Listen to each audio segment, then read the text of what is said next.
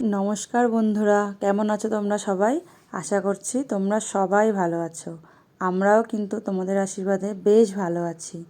এই স্লেটটা হাতে খড়ির জন্য বানিয়েছিলাম, আর আজকে সরস্বতী পুজো, আজকেই এই স্লেটটা তাকে দিয়ে দেব।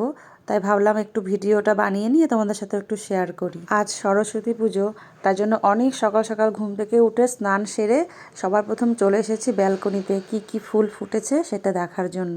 এর আগের ভিডিওতে তোমাদের দেখিয়েছিলাম, তখন এই পিটুনিয়াগুলো একটা একটা করে ফুটছিল, দুটো দুটো করে ফুটছিল, আর এখন কেমন ফুলে ভরে গেছে।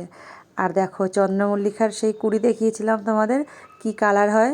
তো দেখো সেইটা কিন্তু এই যে লাইট পিঙ্ক কালার, ভীষণ সুন্দর কালারটা। দুটো ফুল আমি চেয়ে নিলাম গাছের কাছ থেকে, মাথায় পরবো সেই জন্য। ফুল মাথায় দিতে আমার ভীষণ ভালো লাগে।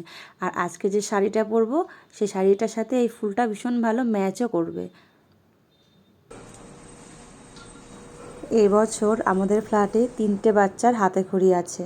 তাদের মধ্যে একজন আছে আমার ভাইপো, আর ভাইপোর জন্য স্লেটটা আমার মা বানিয়েছে, মানে মা হাতে ডিজাইন করেছে। আর এছাড়া আর একটা বাচ্চার জন্য স্লেটটা আমি বানিয়েছি। তো সেটা ওকে দেবো আজকে। কাল রাতে আমি রাতেই কমপ্লিট করেছিলাম। হয়ে গেছি আমি রেডি। এখন যাচ্ছি ওপরে। এখন ওই 7টা মতন বাজে, ঠাকুরমশাই আসবেন 8টার সময়। এখন দেখি পুজোর গুছগাছ কতটা হলো।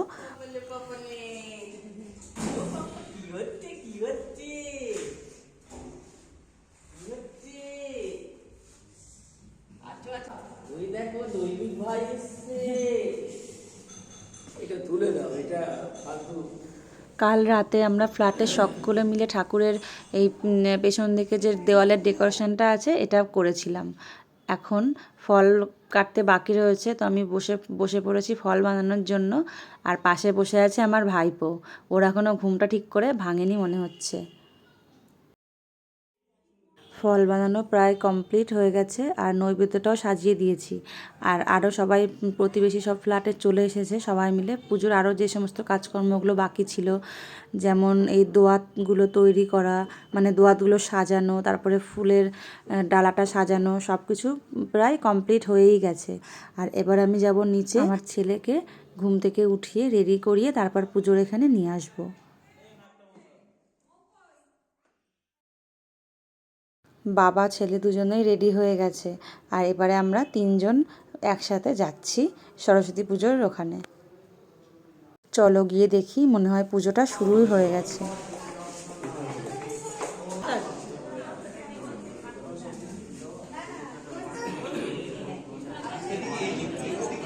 পুরো ঘর গম গম করছে।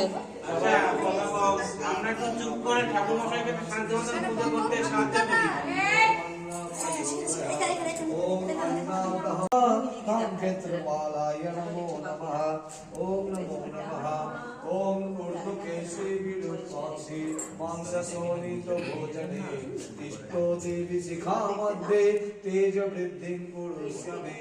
ओम नमो नमः। ओम कीलकाय नमो नमः।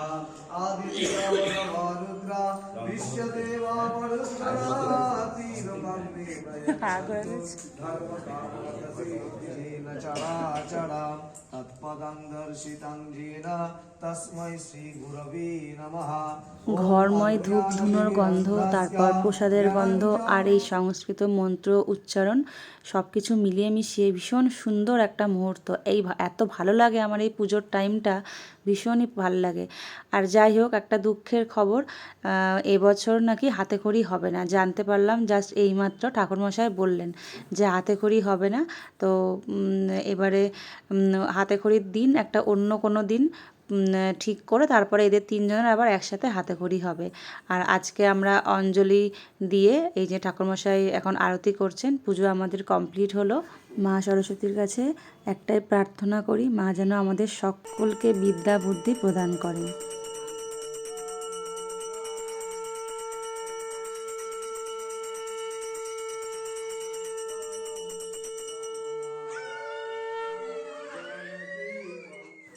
প্রায় 16 থেকে 17 বছর পর সেজে গুজে সরস্বতী পুজোর দিন যাচ্ছি স্কুলে, তবে আজ নিজের স্কুলে না, আজ যাচ্ছি ছেলের স্কুলে। ছেলেকে স্কুলে ভর্তি করানোর পর না ওর প্রত্যেকটা স্কুলের প্রোগ্রামেই আমি যাই, আর আমাদের সেই স্কুল জীবনের কথাটা ভীষণ করে মনে পড়ে। সেই সময়গুলো হয়তো অতটা আমরা বুঝতে পারতাম না যে কতটা আনন্দ হচ্ছে, তবে এখন বুঝতে পারি যে কতটা আনন্দে সেই সময়গুলো কেটেছিল। এখন স্কুল জীবনটাকে ভীষণভাবে মিস করি।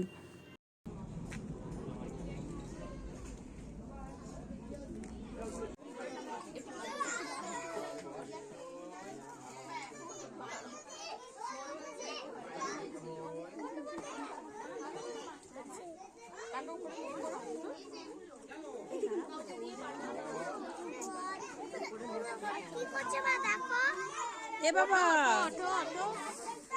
ছেড়ে দাও ছেড়ে দাও ছেড়ে দাও, ওঠো ওঠো। এসে দেখি স্কুলের পুজো কমপ্লিট, এখন হচ্ছে হাতে খড়ি। এখানে আমরা খুব অল্প সময় কাটালাম, তবে যেটুকু সময় ছিলাম খুব মজা হয়েছে। স্কুলে আমার নতুন যে বান্ধবীরা হয়েছে, মানে ইচ্ছুকের বন্ধুদের মায়েরা, সব বান্ধবী হয়ে গেছি আমরা। তো আমরা সবাই মিলে শাড়ি পরে ফটো তুলছিলাম, পুরো মনে হচ্ছিলো স্কুলে যেমন শাড়ি পরে যেতাম সরস্বতী পুজোর দিন, ফিলিংসটা কিন্তু সেই একই রকম, শুধু সময়টাই একটু আলাদা। অনেক বছর পর সরস্বতী পুজোর দিনটা আমার ভরপুর আনন্দে কাটলো। তোমাদের কেমন লাগলো আজকের ব্লগটা জানিও কিন্তু।